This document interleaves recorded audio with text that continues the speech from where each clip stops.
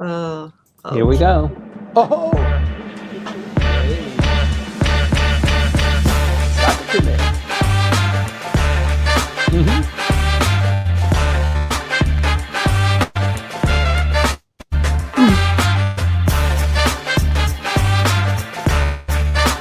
What's going on there?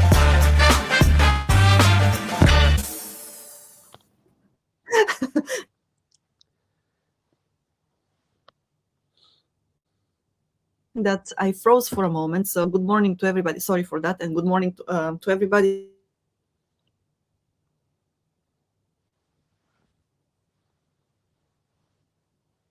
It's our pleasure to have you with us for the 144th session of Japanese Politics One-on-One with CEO of Langley Esquire, Timothy Langley, who is here to tell us what has happened in Japanese politics during the past 1 week. Timothy, I'm not going to keep anybody waiting any longer. So the floor is yours. You can dance if you want while telling us the story of Japanese politics, or you can just, yes, be the way you are every week. Okay, thanks. And well, the floor is yours. Thank you very much, Maya, and good morning, everybody. Today is November 12th, 2023. This is episode 144, Maya. This is in February. We come up for 2 years. This is pretty amazing. Thank you very much, and thanks to everybody who continues to listen to our briefing. So a lot has been going on in Japanese politics. As you know, there was the G7 ministerial meeting last week. Tony Blinken was in town with his entourage. There was a lot going on the diplomatic scene. Tony Blinken was in Israel, then Jordan, then came to Tokyo, went to South Korea, and then to Vietnam. So there's a lot going on as a consequence of what's going on in Israel. Still, Ukraine is eating up a lot of the news wires as well. And there's plenty going on here in Tokyo, militarily, diplomatically, politically with the prime minister. So let's just jump right into it. The LDP passed the law for increasing wages for the prime minister, the civil servants, and ministers of state just this last week, if you can believe that. So they passed a law that increases the wages of the prime minister by 460,000 yen, which is maybe $4,000. So now he receives about 40 million yen per year. Ministers, on the other hand, receive about 29, maybe 30 million yen per year. And they received an increase of 320,000, which is just a little bit shy of $3,000 annual increase. And they increased the annual year-end bonuses for all of the lawmakers, upper house, lower house, opposition, LDP. And this is creating a bit of ire among the voters who are thinking the economy's not doing well, inflation is increasing, and you guys are the first ones that feed at the trough. So we're not really very happy with you. And as you know, the prime minister's approval rating has been in the toilet for the last, for the last 14 years. It has never been as bad as it is right now. So somebody came up with the brilliant idea of let's increase our salaries while we have a chance, while we're having this extraordinary diet session, and we're talking about this 13 trillion supplemental budget. Let's kind of push this one through. It did pass. Of course, everybody's going to vote for it, but it did create a little bit of a backlash. So what the chief cabinet secretary announced on Thursday was, yes, well, they've agreed to pass this law for the increases to keep up with, the civil servants. We're just not attracting the level and the number of people who want to join the civil servants. Forget about the diet members. So we need to increase those wages because more people are joining the private sector, not the public sector. University graduates, joining the government used to be the top job, the top rated, most attractive job for recent college graduates. It no longer is, so we need to increase that. But in order to kind of calm your fears, what we're going to do is, even though the diet members have this increase in wages, what we're going to do, and what they've all agreed to, is that the prime minister will return 30% of his wages, and the regular members of the Diet will return 20% of theirs. And actually, this has been going on for the last couple of years, that although they receive an enhanced wage since 2020, in fact, they have returned about 20% of their annual revenue, annual income, back to the the tax authorities. So it's supposed to make them a little bit more, I guess, approachable by the public, but it's not really a good move for the parliament or for the LDP at this particular point in time. And for anybody that's been in Japan, you know that this is November. It's been an unseasonably warm November. It doesn't even feel like fall sometimes, and the National Aeronautical Association has announced that not only was November the hottest November on record, since they've been keeping records, but these last 5 months have been the hottest on record as well. So if you've been here throughout June, July, August, September, the weather was just unreasonably hot, and the temperatures throughout the world have increased about 1.3%, and they say it's going to get even worse next year as the effects of El Nino begin to really take hold. So it's going to be a hot summer, a mild winter, and who knows what's going to be happening in the spring. If you're following the news, you might remember that Mr. Hosoda Hiroyuki was the Speaker of the House. He resigned just before they opened the extraordinary Diet session. And he, when he announced his resignation, he said he was going to keep his badge in kind of a break from tradition. Usually the Speaker of the House, when they resign, they turn in their badge, then they have a portrait that goes into the Speaker's office, and they become a part of history. He decided that he was going to stay a member of the parliament. And there was some speculation, we discussed it here on this show, that he might return to the Abe faction, because as you might remember, before he became speaker, he was the head of the Abe faction. It was called the Hosoda faction at that time. That was during the entire tenure of Mr. Abe, who was prime minister. So it wasn't called the Abe faction at that particular point in time. Mr. Abe resigned as prime minister. He went back to the Abe faction, became the head of the Abe faction. Mr. Hosoda resigned and went to the Speaker of the House. But he just died this last week, unfortunately. He was 79 years old. And the reason he gave for resigning from the Speaker's position was health. We didn't know how bad it was. He had a couple of incidents during the summer. One was related to heat exhaustion, actually. But the fact that he died leaves a huge hole. He was, very influential in Seiwakai, and that means that he was influential in Japanese politics. Seiwakai being the largest political faction, and when Mr. Abe was prime minister, Seiwakai held lots of sway. And just to give you a little bit of background about the legacy of Mr. Hosoda, it's pretty impressive.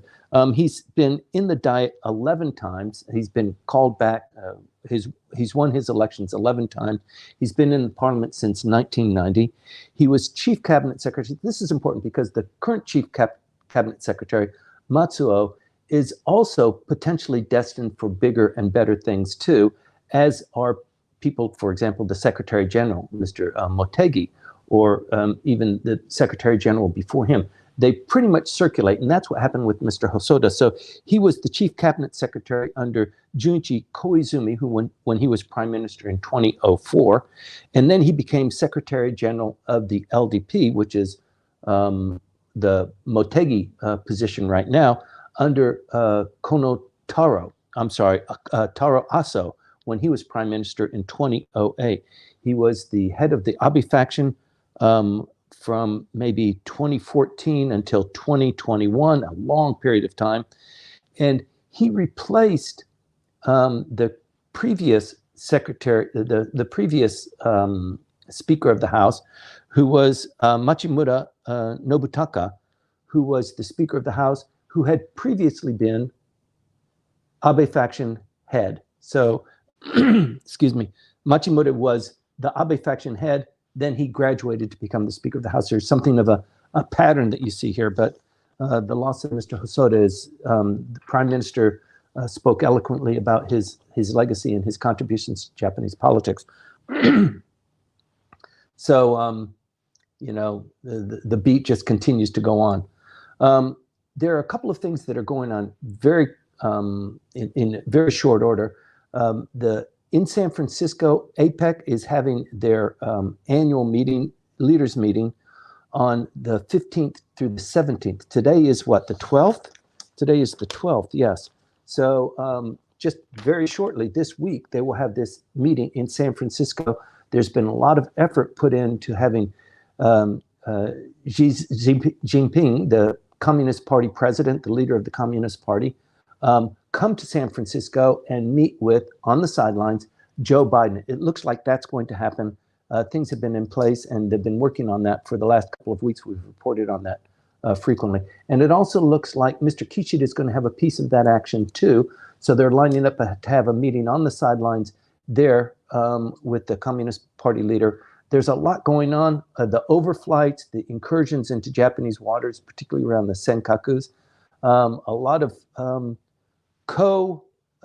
joining of military forces from Japan with the Philippines. As you might recall, the Prime Minister left last week. He went to Manila for a summit meeting. Then he went to Malaysia for another summit meeting. So he's gone for about 4 days. He came back last Sunday. But this joining of forces with the Philippines and Japanese self-defense forces, and also with Australia and Japan, they just signed, they didn't sign it, they signed an agreement of sharing of forces, reciprocal access agreements with Britain, which they did this last year. Excuse me, they did it with Australia, and now there's joint training of forces and a sharing of Air Force resources, that sort of thing. The same thing is being implemented with Great Britain too. So this next week, there'll be military exercises and a large contingent of British soldiers coming into Japan to bivouac, to have training exercises and that sort of thing. So this sharing, this reciprocal sharing among these like-minded countries throughout the region has increased with great speed. And I think this show of force and this collection of a bulwark against potential Chinese incursions into Taiwan is gaining huge momentum. And hopefully with this off the APEC sidelines, with the meeting with Joe Biden and Kishida, probably maybe even with the President Yoon, who will be there. Kishida is supposed to be meeting with Yoon as well. So that relationship is continuing to flourish. So there's a lot to look forward to. And this next week, when we meet on Sunday, there'll be a lot more to report on. So like Mario said, it's been a very busy week. There is a brief update on Expo. We talk about Expo quite a bit. It's supposed to open up in April of 2025. So they've got 50 country pavilions that are supposed to be built there. Nobody's really that excited about building a pavilion in Osaka. The costs are out of control. They can't really predict with any degree of confidence what's going to be happening there. And the initial budget has been increased, 3 times. So the Osaka government went to the central government and said, look, the cost overruns the cost of labor. Because of the yen value, we have to pay more for imported products and material. The costs just keep going up. So Kishida agreed just this last week to increase the budget from 125 billion to 185 billion as a budget for the Expo. This is the 3rd time that that's happened. So this is an increase of 50 billion yen. And 1/3 is supposed to come from the Osaka prefectural government. 1/3 is supposed to come from the Japanese central government, and 1/3 from the private sector. So you would think maybe, since it's 1/3, Osaka is going to pony up their 50 billion, I guess. But the big news is that the Japanese government said, we're going to be good for that. Here's another 50 billion. But the countries that have projected that they would come. They've maybe submitted architectural plans. Only 3 companies have actually put their money down and said, we're going to build a pavilion there. So they've come up with different ideas. There is some thought that they might cancel it, but Osaka is saying we can't do that. Ishin, which basically dominates the politics in Osaka, in 2018, they made it a political pledge. We're going to hold the expo in Osaka. This is the first time for it to be in Osaka for many, many years, a couple of decades. And we're going to really bring it home, and everybody's going to be happy about it. And our star is going to continue to rise. And if there is an election for the lower house, whenever it happens, we will be the party of choice. This is their gamble. So the tickets are already on sale, but they'll continue to go on sale, and the prices will continue to increase because there's a discount if you buy them maybe in bulk or earlier to kind of tell the organizers how many people will be coming. But they do expect 28 million visitors to visit the expo. It'll be a 6-month expo. It goes from the 13th of April 2025 to October 13th, 6 months later. 3.5 million foreign visitors are expected.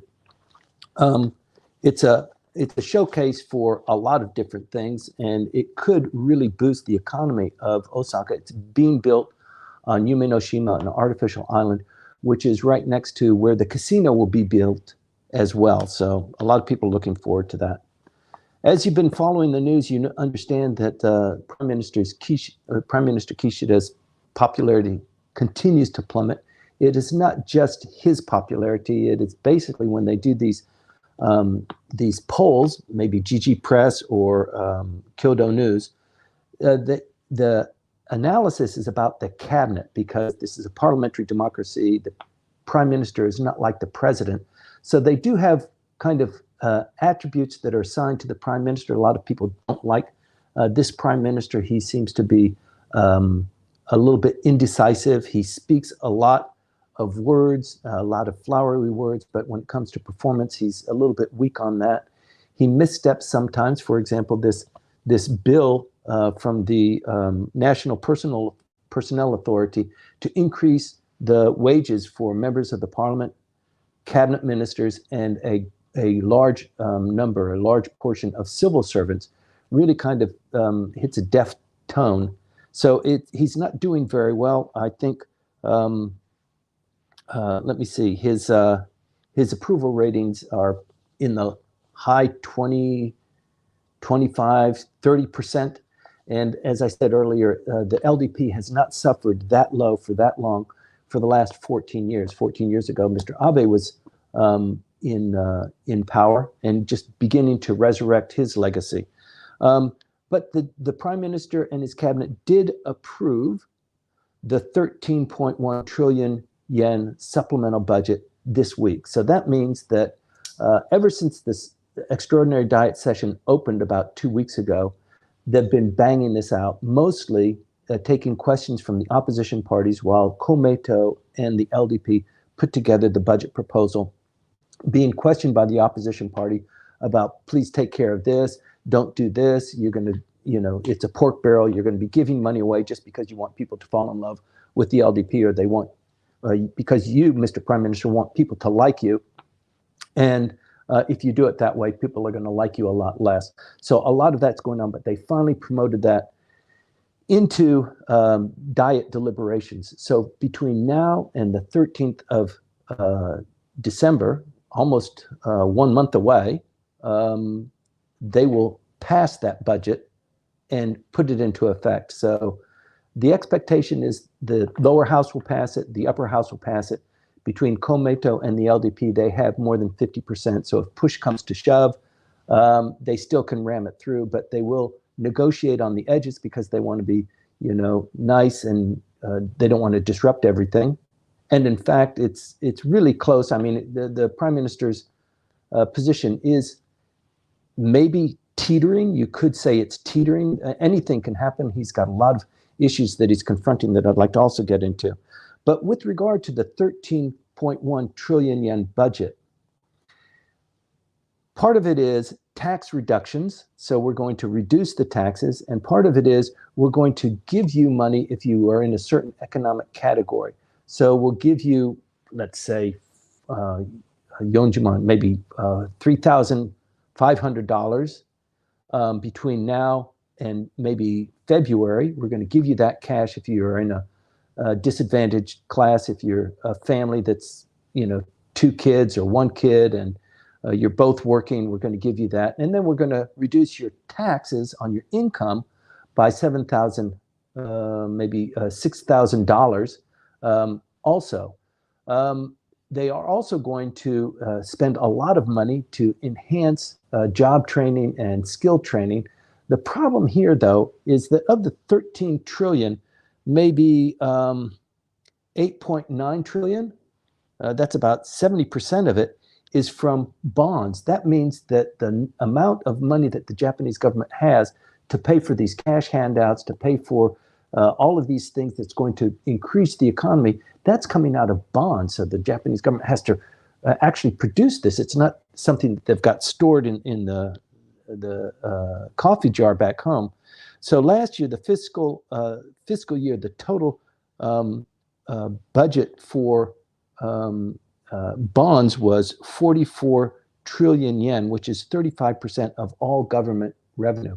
35% of all government revenue, in other words, is not being generated by taxes or by income or by those sorts of things. It's coming from the Japanese government selling bonds, and that's why the Japanese government is unique among all of the G20 countries to have such a lopsided debt to income ratio.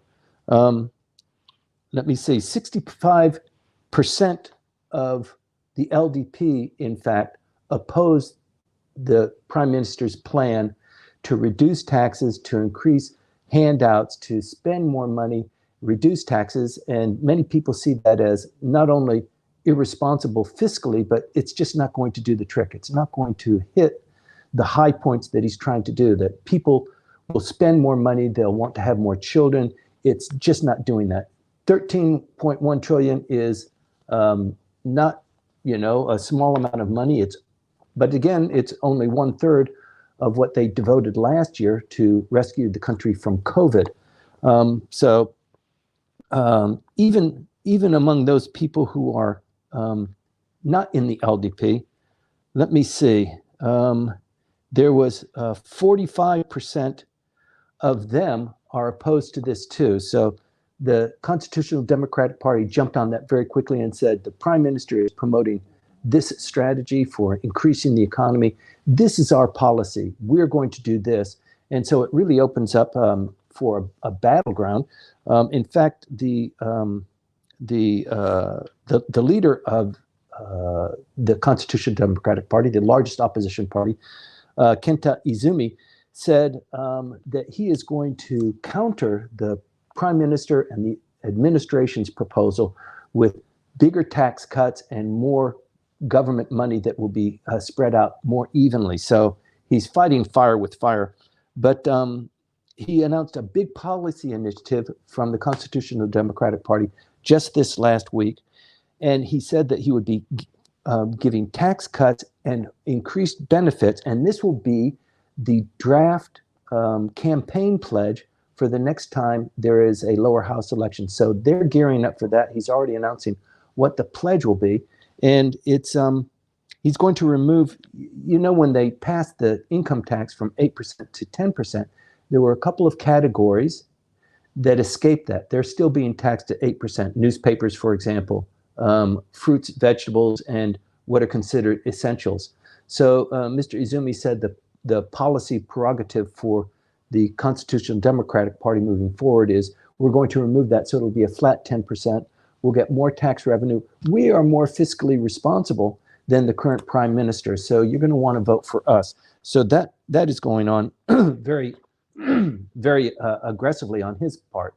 What he didn't say, though, and what he said, what the Constitutional Democratic Party said in the upper house elections about eight months ago, was we want to reduce the consumption tax from 10% because it was too aggressive, it was too early, push it back to 5%.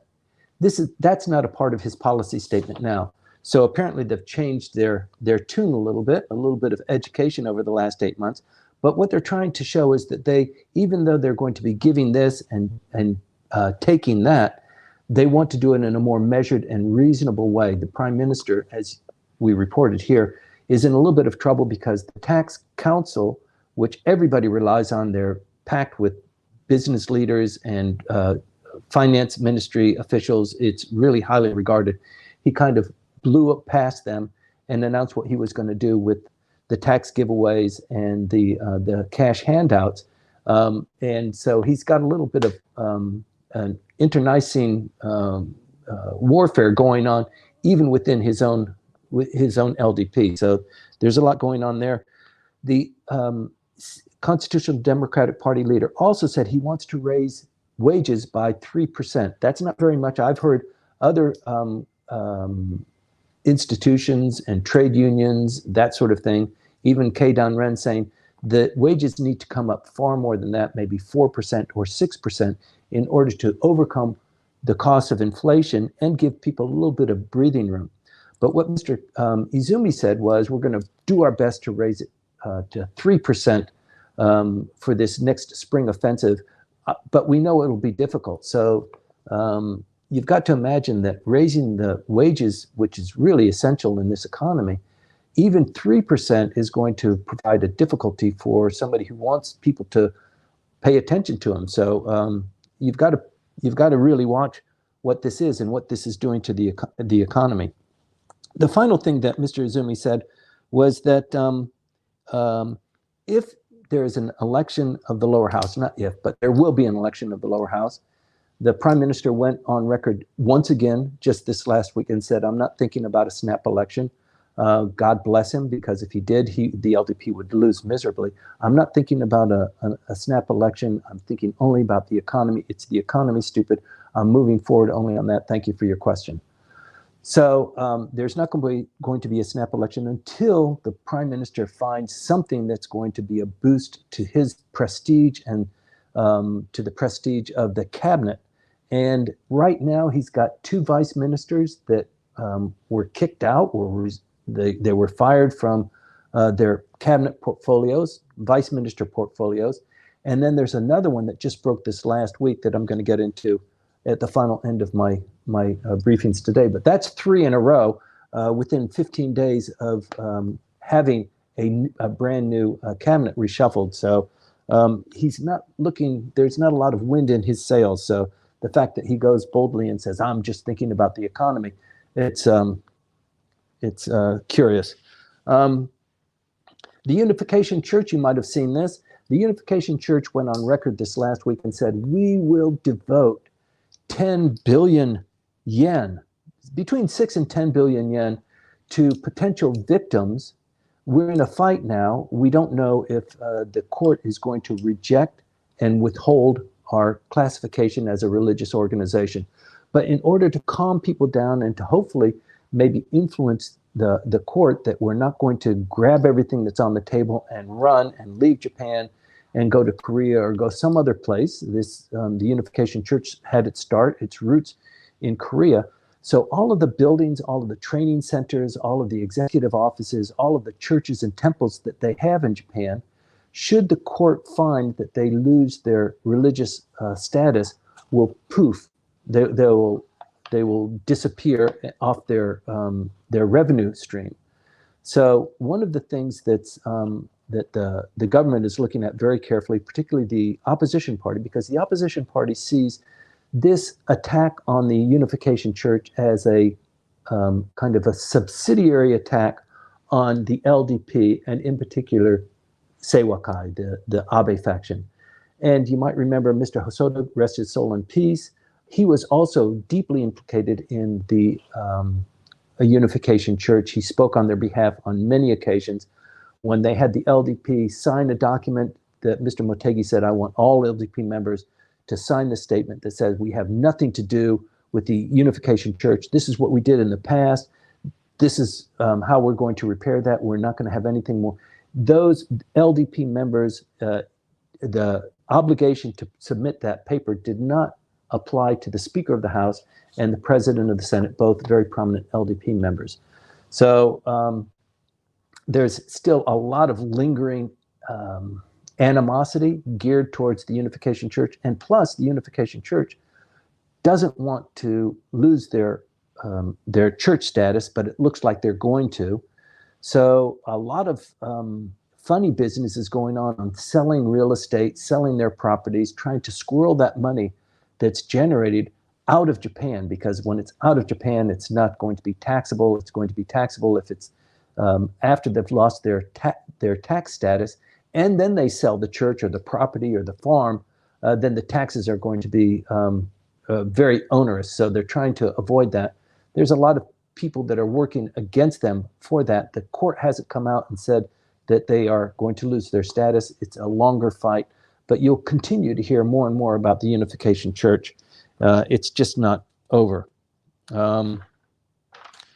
Let me see what else I have for you. I've got the final thing I want to talk about is you remember that Prime Minister Kishida reshuffled his cabinet.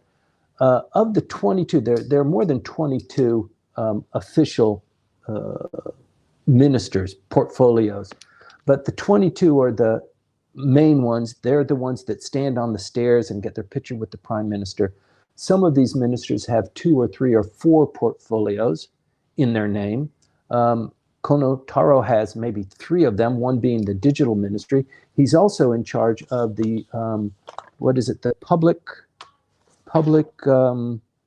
the National Personnel Authority, the one that revises the salaries for the civil servants. So he's in charge of that, and he was in the budget committee this other day talking about why we have to increase the wages for the civil servants. He's not particularly talking about the wages for the prime minister and for ministers of state, but his job is for the civil servants. So he's one of those ministers that has 2 or 3 different portfolios. So of the 21, about 11 of them were brand new ones. And the analysis now is that the prime minister just went a little bit too fast and a little bit too furious on inserting new members into his cabinet. He didn't run enough due diligence, and that's why once he had announced it, almost immediately, within 10 days, 2 of his vice ministers. So if you've seen the picture of the ministers on the staircase, you'll see 4 women that are there. When they do a cabinet reshuffle, they also shuffle the leadership within the LDP. There's 2 women in that group there. So the prime minister did pretty well in terms of inclusion for women into his cabinet.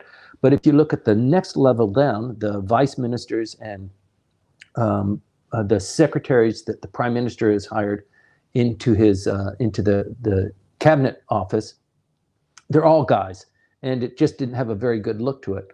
But in any event, within 10 days, 2 of his vice ministers had to resign. We talked about this. I don't need to get into it too much. But on the 26th, maybe 8 days after the cabinet had been announced, Taro Yamada, he was a vice minister for education, science, and technology. He had to resign because Bunshin, this is this month's Bunshin. If you're seeing it, if you go to any bookstore or convenience store, they're always in the magazine rack. They sell out every week. They go on sale on Thursday, and they talk about those things that polite newscasters, certainly NHK, does not talk about. And they announced an investigation they had that Mr. Yamada was having an extramarital affair. They followed him, they took pictures, they interviewed the girl, and apparently some money was exchanged, and now the police are involved because it looks like it could be possibly prostitution. And Bunshin, of course, is really highlighting that. I think the police would have a hard time proving that, but it does make for, great scandalous reading. But in any event, Mr. Yamada resigned immediately from his ministerial portfolio. And then 2 days later, Mr. Kakizawa Mito also resigned. We talked a little bit about the Koto Ward mayor's race, and Sanai Kimura, as mayor of Koto Ward, decided to resign. She resigned last week formally, and she was criticized for election campaign violations. You might recall that she spent 140,000 yen for a YouTube video that says basically vote for me. She received this advice from a minister from the minister of, let me see,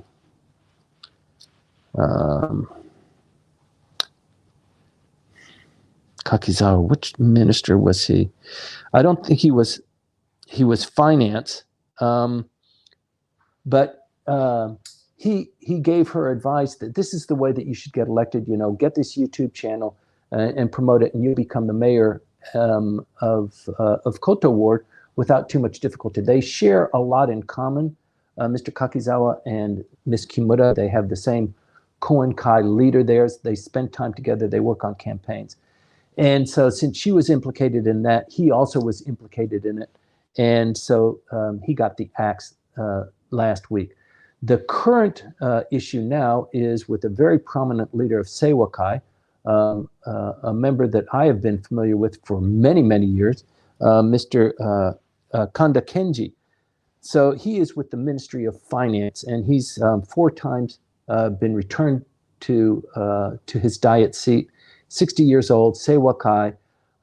He has a Benkyokai, a very successful Benkyokai study group session. He runs about once a month, pretty religiously. And so he got into a bit of a tiff.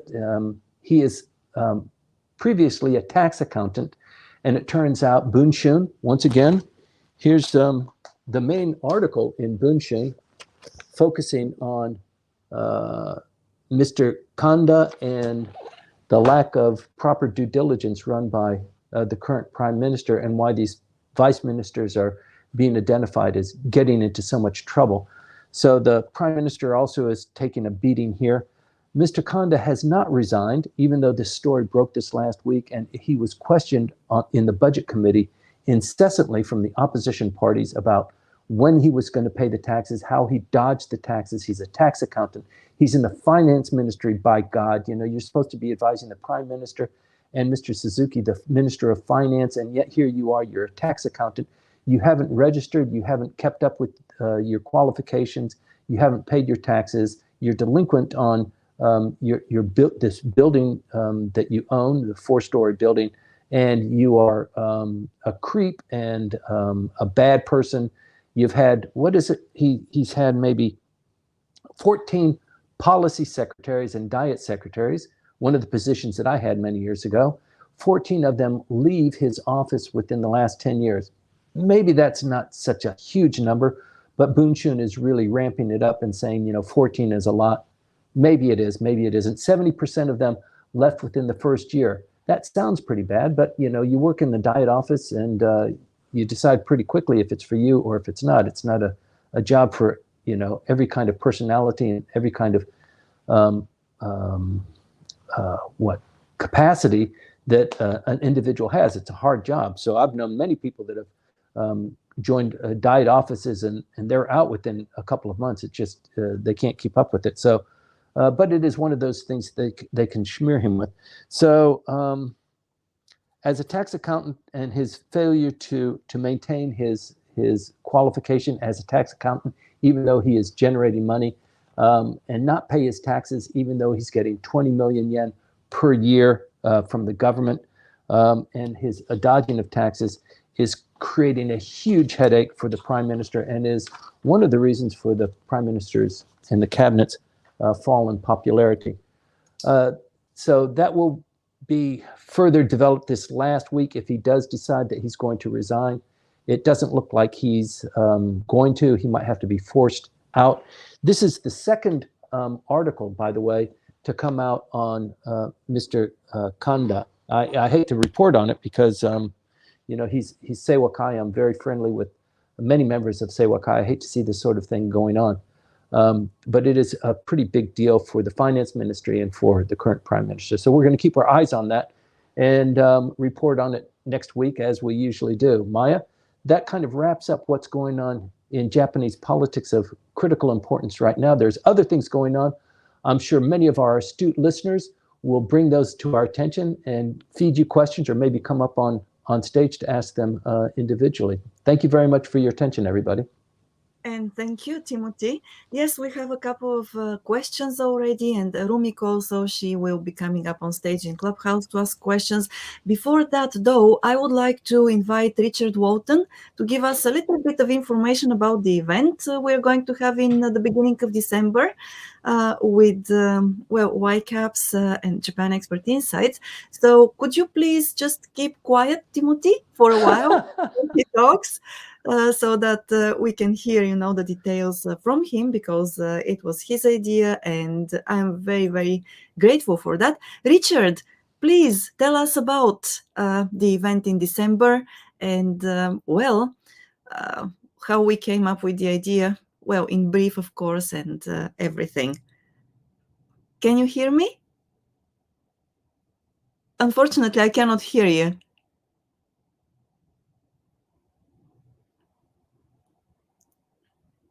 Okay, maybe yes, try again. How Maybe about if he puts on those that handsome headset. Well, let's see how it goes. Or if I cannot get you now, let's see. No, I cannot hear you. Okay, so what we can do, probably I can invite you to join the live stream. Yeah. So maybe you can do that on screen. Okay, just a moment. Let me share the link for the live stream with you. And yes, Rumiko, good morning. In the meantime, we'll be talking with Rumiko. Okay. Yes. Okay. Good morning. Good morning, Rumiko. How are you today? I'm great. Thank you for your briefing, Timothy and Maya. I hope I can get this through. Can you hear me? Yes. Sure. Okay. Thank you for your brilliant briefing. I'm so in love with your briefing, as you know. And this time I have 3 questions, if you don't mind me asking. May I? Oh, please Sure. go. Yes. Okay. There is one. Well, first one is about the wage increase, which is in the commercial sector, we call it as a merit increase, as you know, and it should have been initially budgeted in the commercial sectors. And I'm not quite sure actually whether this wage increase of the parliament, which is about 3%, came out from the I believe it's come to the decision based on the extraordinary diet and together with the supplementary budget approved. However, I'm not quite sure about the funding sources of this supplementary budget. So I'm not quite sure whether this could be happening actually. And I'm not quite sure whether this wage increase is actually happening from the when. I mean, normally if the wage increase is happening from April or, Right. this section is starting from January. That's my first question. I'm pretty sure it's an extraordinary thing, so I'm not expecting a full comment, but I appreciate your insight. The first question. Thank you. Okay, the first question, yes, the wage increases for civil servants and for the Prime Minister is not part of the supplementary budget. It's a law that was already passed, that was passed this last week, and it will go into effect in April, as you've mentioned. The reason for the government taking this action, I think, is to encourage the private sector to also follow in like kind. So they're trying to set an example by increasing wages and also competing with, the talent that is going on into the market with the private companies. So by the government taking that aggressive approach, it does force the companies to follow along. But the Japanese government can't dictate what the wage. They can dictate what the minimum wage is. They've increased that just this last year. It's not enough, but they can't tell companies what they're supposed to be paying people. Thank you, Timothy. Addition to that, I have another thing. Normally in the commercial sectors, when we have a budget of the merit increase, however, each individual needs to be assessed whether he or she is, good enough to deserve for that kind of amount of increase, or depending on the performance, Sometimes. some people are getting higher and sometimes not. What is it about the public sectors? I didn't catch the last sentence. Sorry, Timothy. merit increase, when it comes to budgeting, we use like average figures, for example, 3% or something. However, whether the person, whether he or she deserves that kind of merit increase is depending on his or her last year performance. And each individual needs to be assessed whether he or she deserves 4% or sometimes 2%. And that is a private sector's, common way of assessing people. But what about the public sectors? Okay. For the public sector, I think that they don't do merit-based or performance-based. You're talking about the civil servants. So, Yes. So they get wage increases based on how many years they've been in office. And they might get more of a wage increase if they receive a promotion to another level and it pushes them into another income bracket. That's quite different from the private sector. And not everybody, that's why I was kind of challenging you. Yeah, sometimes. Not every company does merit-based. I think the companies, it's too difficult. It's time-consuming. They have to go through an assessment. They sometimes a 360 review. What a pain in the neck that is. So it's better just to treat people like cogs. And if you've been in the company for 5 years, this is what your salary is. And if you do a really good job, then we give you a bonus. And that's how they would kind of manipulate it in that kind of company. And then there are other companies that are just doing merit-based. Because you've been a good person, because you've really driven the team, you've achieved your objectives, you're going to get a 20% increase of what you got last year. And maybe the next year you'll get an increase too, but you've got to keep this pace up. So that's the kind of negotiation that goes on. This is all driven by HR, and HR is one of the most powerful divisions in any company in Japan. Lawyers I was a corporate lawyer, so I loved HR because people hated HR more than they hated the lawyers. So it's an interesting dynamic of how HR is always in your shit and finding out what you're doing. They're always asking you questions. They ask you personal questions and what time you came to the office and is your wife pregnant and just stuff like that. What an irritation. But that's the way it is run here in this country. Good question, though. Thank you very much, Timothy. Now I get it. May I move to my second question? This is your third. Really? I get confused with my figures, huh? Yes. Okay, another one is I'm not quite sure whether it's truth as in like a legally legitimate thing. I've heard that outside Japan, it's non-taxable. However, my understanding is that if you hold a Japanese citizenship, we are taxable outside of the country, provided that the country we are serving the tax rate is lower than the Japan one. That difference needs to be submitted to the NTA, National Tax Authority. And that similar rules can be applied to US citizens, I believe. So I'm not quite sure how come all those people are not taxed. Japanese citizens who are working outside of Japan, for example, in Singapore, where the tax rate is low and we have to submit the difference. What would you think? Am I getting wrong? The legal systems are changed? Thank you. Thank you very much. I think you probably know this because you are a very smart cookie and you work in finance and you've been doing this throughout your career. The United States is, as far as I know, the only country that taxes their citizens based on their worldwide income. So if you're an American citizen and you travel anywhere else in the world and you decide to buy the castle and the fancy car and then you start your vineyard and stuff like that and you're earning a lot of money, you have to pay U.S. taxes on that. Japanese citizens are not taxed on their worldwide income.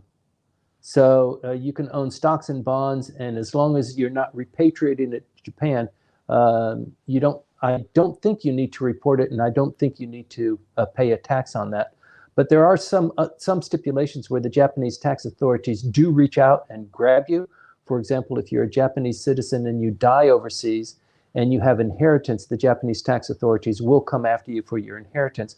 But I think for income that you generated, and also for income that's generated by stocks and bonds, I believe that unless that's repatriated, the Japanese tax authorities are, yes, and you're pointing out a great issue that why don't the Japanese tax authorities go after that? So it's not my field, but just having lived here for so long and addressed these kinds of questions on many different venues, I think that is a pretty accurate statement, but I'm willing to be contradicted by somebody else in the audience.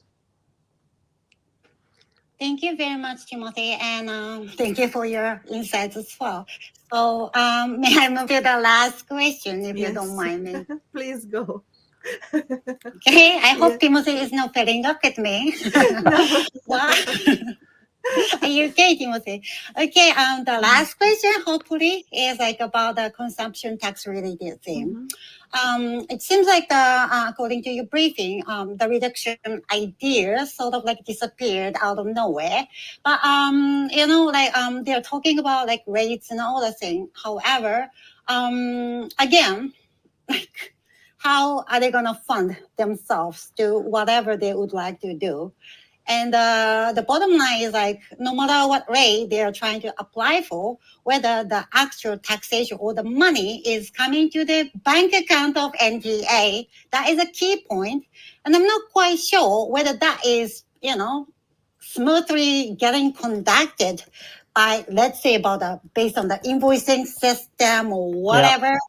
And that's my curiosity. I mean, they can talk about anything, but how the money is coming in and going out. May I have your insight?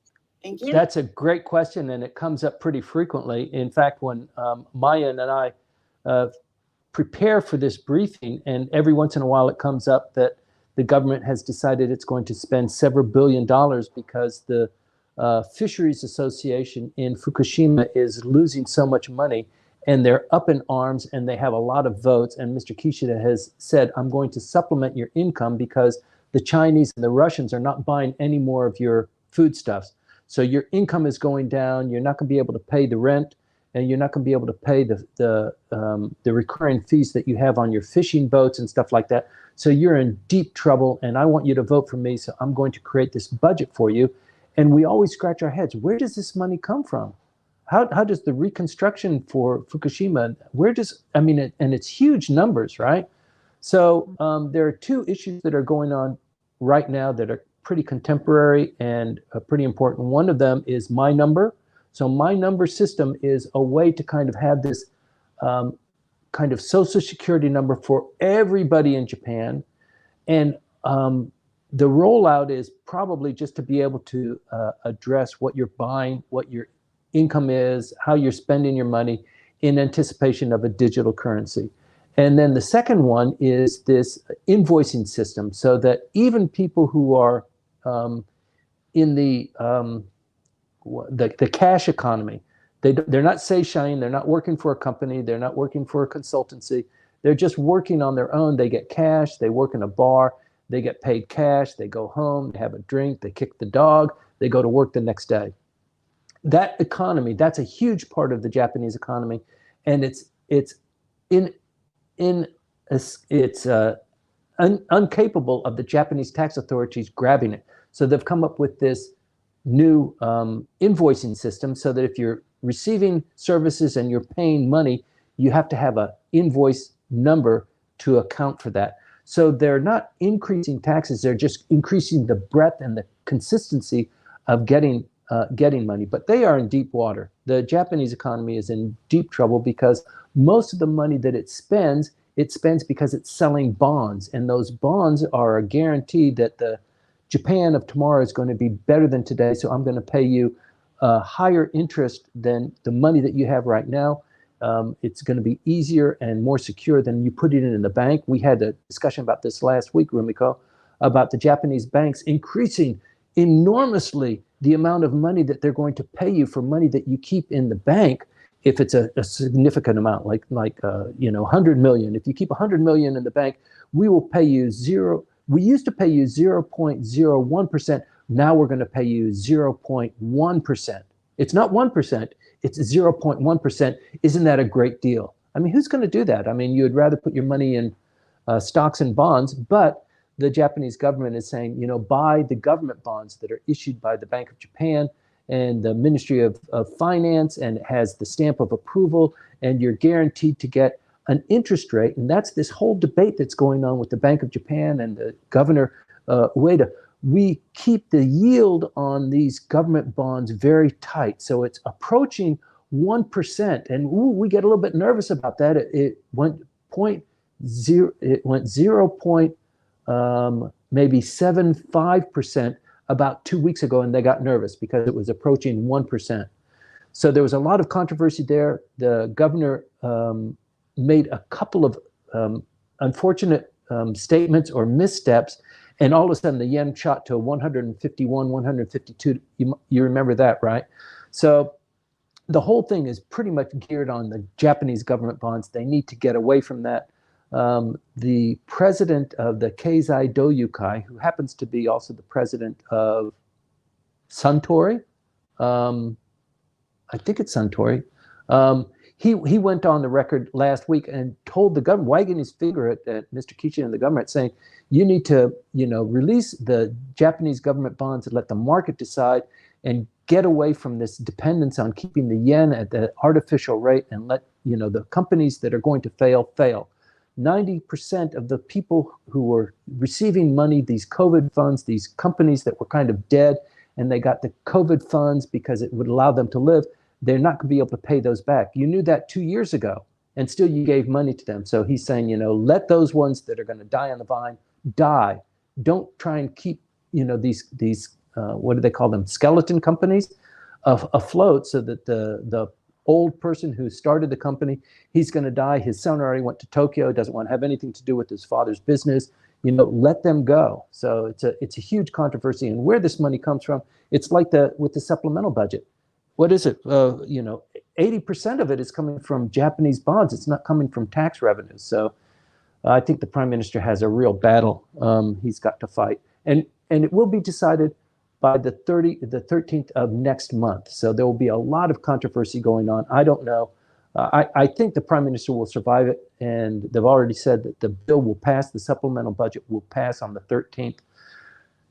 But just as this brief analysis of the current situation reveals to you, it is a very complicated, very delicate issue. And even somebody as smart as Mr. Ueda, governor of the Bank of Japan, makes just a tiny tweak, and all of a sudden pandemonium flies out. It's just such a delicate situation. Japan is now the fourth largest economy in the world, surpassed by Germany just 2 weeks ago. So this delicate balance is really up in the air.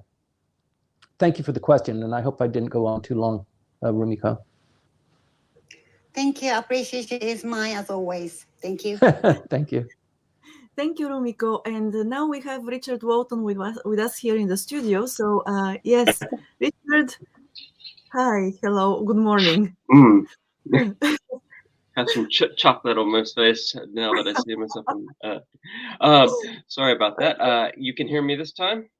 Very well, yes. Right? So okay, good. Tell us Okay, about I don't want to take up too much of your time, but as Maya said, we've been discussing some in-person events, and this one is sort of special in two ways. One is that it's quite a bit outside of Tokyo. Well, it's about 15 minutes if you take the Shinkansen. It's in Odawara, that's where I live. And I'm thinking about a hike from on the far side of Odawara, which is sort of a hilly area, which has lots of mikan, great views of the ocean. It's not too difficult to walk, but it'll take a little bit of time, but has a lot of historic spots along the way, because this is the one of the crossroads of Japan, from the Kanto Old Edo area on going west towards Kyoto. So there's lots of history, views, nice, and an opportunity to get together and see each other in person.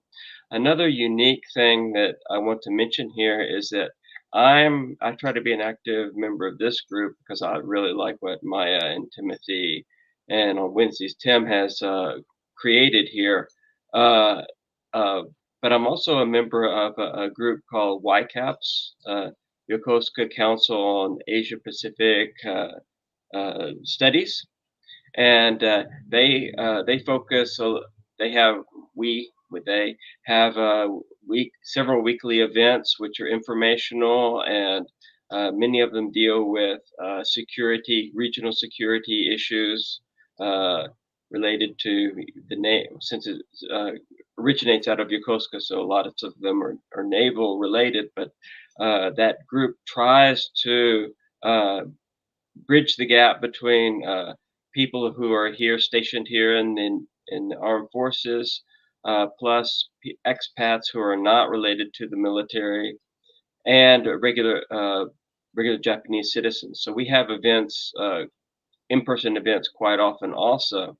And so was planning walks for both groups separately, and after talking with Maya, decided that it might be good to have a crossover event so that people from both groups are invited. Both groups have many people on this call, I think, know of Whitecaps. An opportunity to meet not only people from Japan Expert Insights in person, but also people from the other group.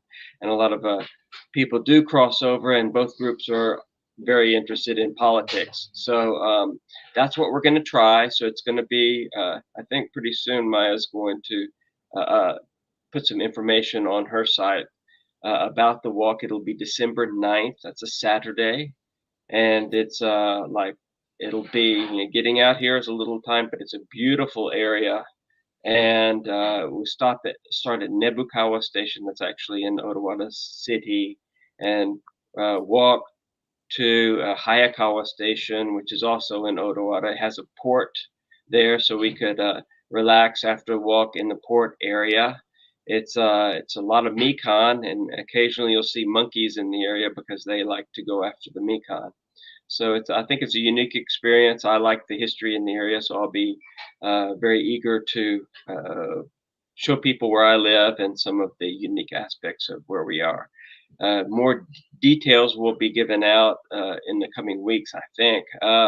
But as of now, you can either register or send your intention to participate through Japan Expert Insights on one side, or you can go to YCAPS, and then on that side they'll have a participant list also. Is that okay, Maya?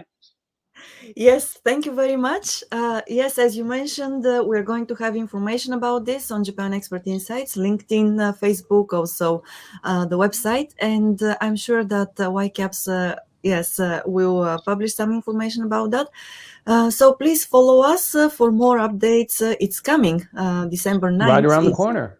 Right around the corner. May yes. I say? Yes. May I mention one more thing about the crossover between the two groups? Yes. About a little bit over a year ago, I had the pleasure to spend time working with Timothy's son, Kelly, preparing a trip that we did through YCAPS up to Fukushima, and Kelly headed that. I helped him. He was the leader of that activity, but that was very successful and showed it was very educational and a good opportunity for people to meet each other in person. It's a type of activities that, shows the crossover in interest between the two groups. Thank you. Thank you for your leadership. Thank you, Richard. Great. So I hope that we'll have you again with us next week. And we'll continue now with the questions actually we got in Clubhouse and also on LinkedIn.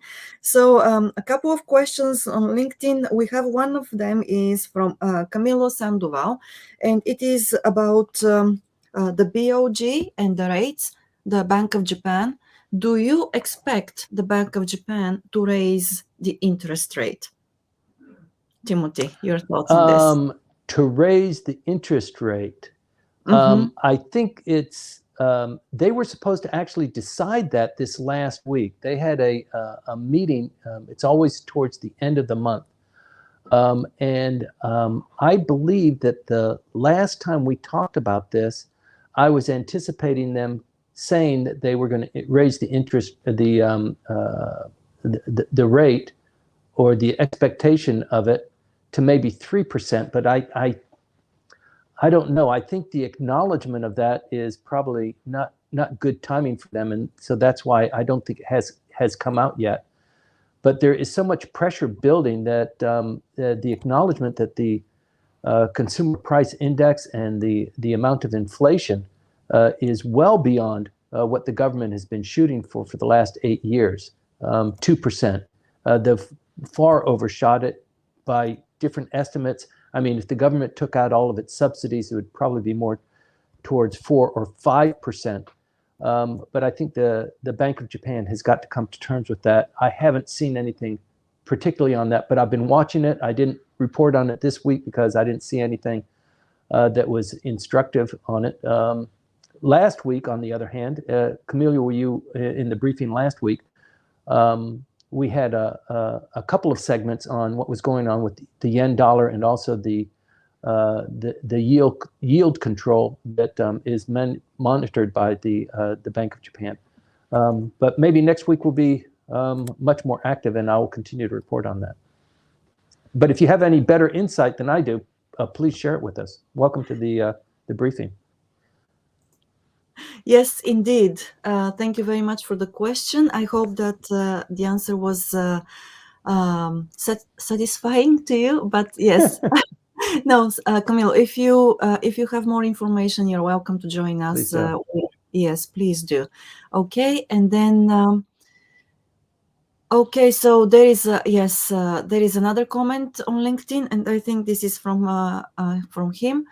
Well, he says, depends on the foreign national debt percent, which will influence if the Bank of Japan will raise. Or is this somebody else? I just, yes. Okay, let me check this later once again.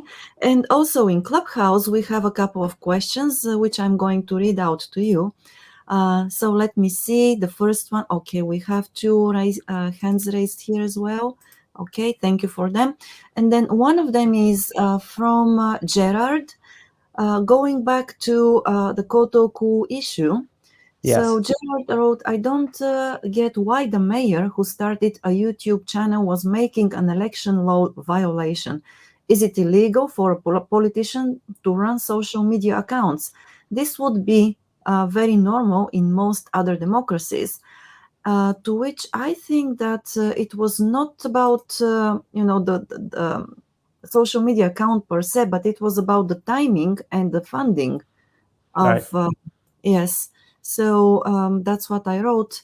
If you want to add anything to this, Timothy, please do. Okay. So this actually generated, Jared, a couple of inquiries. So thank you very much for your post too. So the public offices election law, when you're running for a public office, NHK gives you a spot where you can talk about on national television, vote for me. This is who I am, and this is why you should vote for me. And so the government tries to create a level playing field for all candidates. So when there is an election, you'll have noticed that the posters are the same size, a little bit of a similar background. There are only certain attributes that can be talked about: their name, what election district, maybe what their age is, maybe a slogan, but it's mostly just a portrait of the candidate.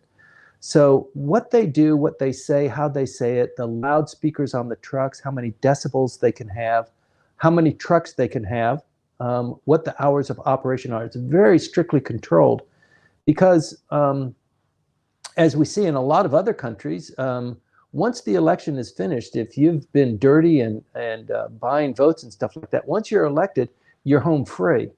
And that happens in a lot of countries.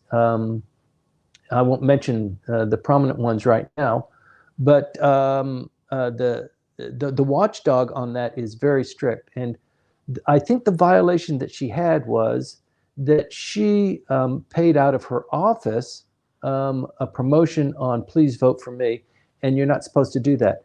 If somebody else comes in and says, I like this person so much, I don't get any benefit out of it, but I think she would make a great mayor, and I'm campaigning on her behalf, and this is my money, then I think it's okay. but I think she skipped that and went directly, as you might think, is appropriate. You've got a war chest, you've got money you're supposed to do, you're supposed to spread that out. And the decision that was made was advised to her by Mr. Kakizawa, who was a member of the Diet, a national position. And so he got in trouble for that, and he also got in trouble for being a little bit fast and easy with his campaign finances. So it's a even just in this discussion in these last 2 weeks, there are 3 individuals who were caught with election law violations, and if you make the election law violation, you basically have to resign. So it's a very strict and very stringent code that they apply. I hope that's addresses most of the question, Jared. If not, please come on up and let's explore it a little bit more. Yes. Okay, thank you. Just one correction. I thought that the comment about the yield and the interest was from Camilo, and it's not. It's from Lynn Nicole Gatian. So Okay. that's, I wanted to say this. Okay, thank you. And now we are back to Clubhouse again with, let's see, with Yuka. With us, Yuka? Hello. Hi, howdy guys. Hi, Good morning. Yuka. Good morning. Hey. Good evening to you. Good morning. Thank you. So I have a question on Canada and India relationship. My understanding is, again, I have a reason why I'm talking about Canada and India. So I understand is, I think it's Canada has stopped issuing visa to Indian citizens because I think it's Canada allegedly sort of blame Indian. The Indian government for the assassination. Yeah. For like, yeah. So my question is, where Japanese government stand on this? Do they have to is that something that they think that it just has nothing to do with them, or because India, I believe, is pretty significant trade partner, and so is Canada, right? So do they sort of have to sort of issue some sort of stance on this? Well, I mean, sorry. If it's a weird question, sorry. No, it's not a weird question, but you're Japanese, and so you should know more than me that the Japanese just hesitate jumping into a fight uninvited. And even when you're invited, hey, I'm in trouble. Can you help me solve this problem? No, I'm busy right now. I got to go, right? So the national tendency to kind of avoid confrontation, I think, permeates Japanese politics too. But you're right. Kishida is the leader of G7, and both of these countries are G7 members. So you would think he would say, guys, this is kind of irritating, this cohesion we're trying to develop. And even though Canada seems to be going rapidly down the socialist path, you're still prime minister and you should kiss and make up. And but on the other hand, the prime minister of Canada is not going to make such an allegation without really good, hard facts. I mean, this is a huge deal that an assassination was carried on on his property, on his land. And the number of Indians and the relationship between India and Canada suffering as a result of that, I mean, it's just outrageous. I don't know if the foreign ministry with Ms.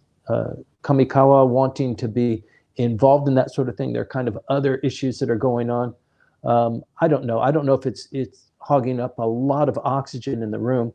I think it is a big deal, though. I mean, they haven't really expelled, although I think there was an expulsion of Canadian diplomats in India. I mean, the temperatures are so hot there. And then this animosity, once it starts, it's really hard to kind of put to bed. So it's not something that I think the Japanese really want to get that involved in. But I don't have much hot information on that. But I can look into it and report on it next week if that's one of the 6 things you want me to do. Okay, great. Thank you. And I learned another great expression from you, Timothy. I mean, hogging up the oxygen in the room. Great. I'm going to use the expression. Thank you. Thank you very much. Great. Thank you, Yuka. Yes. Okay. Do you have any other questions at the moment or comments? about Japanese politics or the Japanese government in particular, or My hair. or Timothy's hair, if you can see it, on screen? Maybe not. Okay. So thank you, Tori-san. Thank you for letting me know that you'll be in the audience today. Good. Okay, it's great, and I think that we have actually gone through all the questions and comments for today, Timothy, which means that you will have, an opportunity to just run around, the place. I can't wait. Can I make an observation, Maya? Absolutely, yes. Go ahead. Maya, you run Japan Expert Insights, and it seems to be your pattern that every year, 3 or 4 times a year, you run these in-person events. So I remember you had that launch that you had at the Spanish restaurant, and then you organized the diet tour, and then you organized the beer drinking at Popeyes, and then Yes. Meiji Kinenkan, another beer event. I think you're an alcoholic, and now this new one with Richard Walton is it the 9th of December? That's a great event. Morning, actually, it is the morning. And is that a Saturday? Yes, it is a Saturday. So that means that people can take the Shinkansen down there. We can do the walk, have lunch, have a couple of beers, and maybe even just stay there and enjoy the atmosphere, and still leisurely come back on Sunday. So make a whole day out of it. And like Richard said, I mean, he is the maven of that area. He knows it like the back of his hand. And probably all of the monkeys know him by his first name too. So it should be a great thing. And also this interaction with YCAPs. So like with the Japanese self-defense forces, the Japanese Navy was the prime, it was the cream of the crop for the Japanese military. And similarly with the United States, it's typically, I think, known in intelligence circles, that it's the naval intelligence, which is the top. I mean, the CIA's got theirs, and then there's NSA. But originally, the naval intelligence component of the military's intelligentsia was always the most accurate and the most rich. And so YCAPS is kind of an outgrowth of that. These are mostly people who are retired, who are still involved in Japanese politics. They've got a couple of brainiacs there. They've got Michael MacArthur Bosak, who writes frequently with the Japan Times, really well known in Japanese politics. So getting together with those guys, I think, is a great idea. You'll probably end up with maybe 30 or 40 people. Right. Okay. So, yes. Thank you very much for that, Timothy. I have been working here because we got a question from Camilo. Maybe he wants to ask a question in person. So I have been trying to give him the link, but I'm not sure. It may take a little bit of time. So, well, thank you very much, really, Nicole, for the validation. We got, yes, a comment from Nicole about the networking events organized by Japan Expert Insights. Well, and then let me have a look at Clubhouse if we have Camilo there. Maybe not. So how about we do it next week? All right, maybe next week we can talk with him. Yes, online, not so just. How about this as an idea, Maya? So yes? You notice that every week we're producing the notes that I speak from. We share it on LinkedIn. Yes. And I think the last couple of weeks we've been doing that like on Friday and then using that as the announcement for our Sunday briefing. Let's do it a little bit earlier in the week and also use that as a place where people can say, by the way, I'm interested in the inflation rate. Is the Bank of Japan going to be doing anything about that? Could you please talk about that? Maybe that is a venue that we can share those ideas and people can kind of front load their questions so that I can be prepared for them. Yeah, I think that's a great idea. So let's do it and go ahead with it. Okay. Yeah. So Camilo, I'm sorry. No, you cannot go live on LinkedIn. So probably we should work through this, about for the next Sunday session. Okay, great. And well, that's all for the moment. It looks like, Timothy. Yes. Okay. And I'm trying not to look so happy, but good. but yes, you're smiling, from 1 year to another. So, okay, great. Thank you very much indeed. And to everybody who stayed with us again Thank this you. morning, thank you. We'll be here once again on Wednesday morning at 8 o'clock and also next Sunday at 8:20 with Timothy once again. And in the meantime, please also follow Langley Esquire at LinkedIn, because Langley Esquire has updates there as well. Or you can follow, or please do follow Japan Expert Insights as well there. Also on YouTube and Facebook. That's all for today. We wish you, oh, Timothy is going to disappear. Okay, we wish you a great day despite the cloudy weather. So, well, enjoy the season. That's it. Thanks, everybody. Thanks, Maya. Thank you, Timothy. Put your Next best week, smile. 145. Right. Congrats.